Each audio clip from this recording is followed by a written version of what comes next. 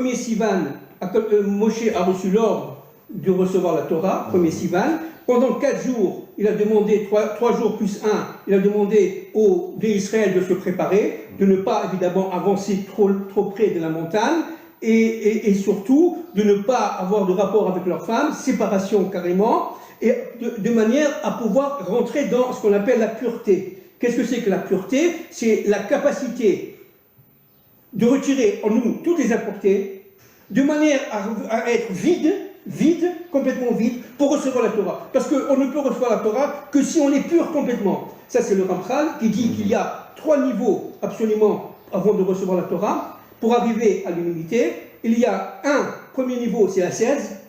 En français, je parle en français, la 16. C'est-à-dire, la 16, ça veut dire ne pas rencontrer sa femme. Vous voyez? Être pur au niveau sexuel, au niveau de la moralité. La 16.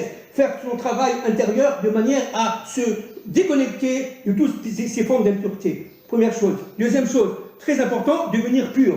Ça veut dire quoi? C'est toute la route, etc., qui nous permettent tout simplement d'arriver à un stade de pureté pour recevoir Matan Torah. Troisième point, très, très important, la piété. La piété, c'est pas seulement la prière. La prière, évidemment, c'est pas « je t'en prie Dieu, donne-moi ce que j'ai besoin ». Ça, c'est la prière pour les petits bébés, n'est-ce pas? La véritable prière... La prière pour les menteurs. Voilà, la véritable... Ceux qui demandent à Dieu de les aider. Voilà, c'est ça. La véritable prière, en fait, c'est le combat. C'est le combat avec Hachem. Dieu aide-moi à être ton soldat. Voilà, exactement. La vraie prière, c'est Dieu aide-moi à être ton soldat. La vraie prière autour du Mashiach. C'est pas Dieu fait tout pour moi. C'est ça. La véritable prière sera sera le Rav lié au décodage. C'est-à-dire qu'on va recevoir, qui a reçu la Torah? Tous les êtres qui ont fait ce parcours-là. Maintenant, qu'est-ce que ça veut dire? Le courage de tuer l'idole égyptienne. Voilà. 80% qui n'ont pas voulu sont restés et se sont perdus en Égypte. Mais vous savez pourquoi?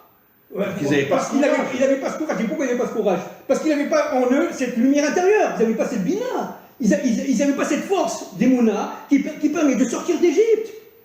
C'est pour ça que vous avez malheureusement beaucoup de nos frères qui sont encore en Galoute, qui n'ont pas compris, qui ne peuvent pas comprendre. Parce que tout simplement, leur monde, c'est l'Égypte. Ils n'ont pas cette lumière intérieure, mais c'est dramatique.